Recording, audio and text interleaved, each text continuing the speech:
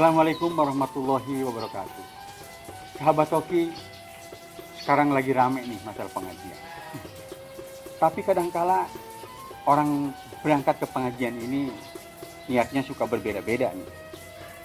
Ada yang memang orang berangkat ke pengajian, kalau kata bahasa Sundanya mah buncir. Kenapa buncir? Tujuannya biasanya kalau misalkan berangkat ke pengajian ke orang, ke sesuatu jemaah, berbicaranya masalah ada makanan yang enak. Yang kedua, masalah naksir. Berangkat ke pengajian karena ada yang ditaksir. Nah, itu hal yang tidak baik nih tentunya nih sahabat Toki. Untuk itu, di samping saya ada Kang Maman nih. Bagaimana Kang Maman akan berikan penjelasan? Mangga Kang. Ya, terima kasih Mang Oot. Assalamualaikum warahmatullahi wabarakatuh. Alhamdulillah wassalatu wassalamu ala rasulillah wa alihi washabihi wa mawala amma ba'd. Yang pertama, pengajian itu, ngaji soal agama itu menjadi hal yang sangat penting. Rasulullah Shallallahu alaihi wasallam bersabda, "Man salaka thariqan yaltamisu fihi ilman sahalallahu lahu thariqan ilal jannah." Barang siapa yang menempuh perjalanan untuk mencari ilmu agama, maka Allah akan memberikan kemudahan jalan menuju surga. Nah, jalan menuju surga ini yang kadang-kadang terhambat oleh niat yang salah. Niat di kitanya ya. Betul, Kang, karena innamal a'malu binniyat. Sesungguhnya sah tidaknya atau berkualitas tidaknya sebuah amal itu tergantung niatnya. Iya. Nah, seperti yang dikatakan Mang Oo tadi, paling tidak ada 4 lah ya. 4. Yang pertama Baru ada 2 orang, tadi saya, Kang. baru 2 ya? Iya. Yang pertama ada orang yang sekedar mau buncir, mau nyari makanan. Nyari makanan. Nah, itu wajar-wajar aja sih sebenarnya. Di beberapa pengajian yang saya datangi, apalagi Maulid Nabi, di daerah Ciborelang misalnya, Jatiwangi itu ada pengajian yang kalau kita ngadakan Maulid itu, pulangnya betul-betul buah-buahannya komplit. Dikasih kita bawa. Dikasih ya, itu. Nah, itu nggak masalah sih, Iya. nggak masalah. Cuman ada santri yang dia ngukur kenyang itu tidak dengan ukuran dengan ukuran wareg itu, tapi dengan ukuran kening. Jadi Bukan perut Kang ya. bukan belewak, tangan kiri pegang kening, tangan kanan pegang perut. Uh-uh. Makan lagi, pegang lagi kening, pegang perut. Makan lagi, dia tidak akan berhenti makannya sampai perutnya sama kerasnya sama keningnya. Nah, itu bahaya itu. Kulu washrobu wala tusrifu. Makan dan minumlah kalian, tetapi jangan berlebihan. Nah, yang kedua ada orang yang naksir. Naksir itu ada orang yang mencari ilmu bukan ingin dia menambah bekal untuk dia ibadah pada Allah, tapi hanya sekedar dia suka atau tidak suka sama kiainya. Jadi lamun kiaina orang kaya, datang bawa mobil sedan, mobil mewah, dia hormat. Bayangkan aja, menghormat karena kekayaan itu hilang 2/3 keimanan. Oh gitu ya. Nggak boleh. Kita menghormat itu karena seorang memang pantas dihormati. Iya. Nah, makanya ada lagi yang karena dia golongannya. Tapi kalau bukan golongannya, ustadz itu dihina, kiai itu dicaci maki. Nggak boleh. Prinsip kita ini adalah basyir ibadiyalladzina yastami'unal qaula wa yattabi'una ahsana. Kita disuruh untuk mendengarkan berbagai pendapat yang berbeda-beda dan ikuti yang terbaik. Jadi jangan menghina ustadz yang beda kelompok dengan kita selama dia benar dan baik dan itu cocok bagi kita, wa yattabi'una ahsana. Kita ikuti. Nah, yang ketiga yang belum dibahas Mang O tadi, di samping buncir, naksir, itu ada orang yang ngadahdir. Wah, itu tadi yang ngantuk itu, Pak. Jadi dia dari mulai datang atau itu ngantuk terus, Pak. Ada yang gini Kang, nggak bisa tidur, ke pengajian macam lagi. Itu mah persis tidur katanya gitu. Bukan, itu mah persis ketika Jumatan. Oh gitu ya. Jadi ada teman kita, Mang Ot, teman kita yang dia datang jam 11, Pak.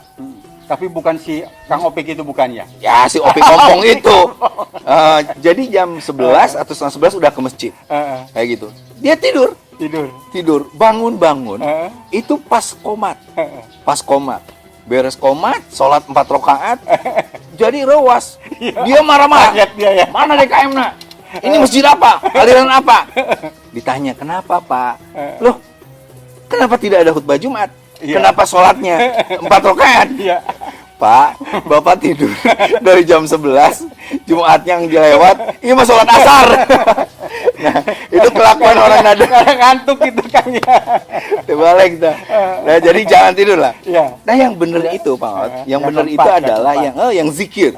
Jadi dia ingin datang ke pengajian tuh sambil berdoa, Allah merzukna ilman na'lamu bihi kaifa unajik wa na'lamu bihi awamira wa nawahi. Ya Allah, berikan aku ilmu lewat pengajian ini agar aku bisa memperbaiki ibadahku, memperbaiki cara berdoaku, cara pengabdian pada Allah, dan agar aku tahu mana yang haram, mana yang halal. Nah, itu yang benar. Sehingga kalau dia zikir, dia ngaji semata-mata Allah. Iya. Ala bizikrillah tatma'ul qulub. Iya. Makanya kalau pengajian para kiai yang karena Allah itu dia tenang, damai, tertawa-tawa, tidak timbul kebencian, mencaci maki orang. Nah, jadi opat begitu, Pak. Nih, ada pertanyaan nih, Kang. Pertanyaan dari underscore dulur Kang Maman. Ah, itu dari dulu kita ya. Dulur Kang Maman nih. Pertanyaannya, Kang. Nih, bagaimana artinya hal-hal seperti ini di masyarakat seolah-olah ada kesimpulan yang satu lah gitu intinya teh. Bukan karena buncir, bukan karena naksir, bukan karena ngadahdir gitu ya. Artinya ada satu kesimpulan yang satu. Bagaimana ini mustami supaya bukan karena yang tiga itu kan? Ya gini, Maot, bahwa orang mau ngaji aja udah alhamdulillah. Kita tidak boleh menghukumi orang niatnya apa. Fahkum bidzawahir wala tahkum bisaroir. Orang datang ngaji terserah kayak mau buncir, mau naksir, mau ngadadir, nggak masalah lah. Yang penting pengajian ke dalam. Ketika sudah dalam kepengajian, ini yang perlu harus digarisbawahi. Pertama, memang harus ada sistematika pengajian yang bisa menyentuh perbaikan kondisi umat. Sehingga pengajian itu ada tahapan-tahapannya, dan itu sebenarnya tinggal ngaji kitab kuning aja. Ngaji kitab kuning itu kan enak karena di sini ada tema-tema yang menarik, lalu ada hanca lahnya, kata orang Sunda mah ada hanca dan sebagainya. Lalu setelah itu ada yang namanya evaluasi.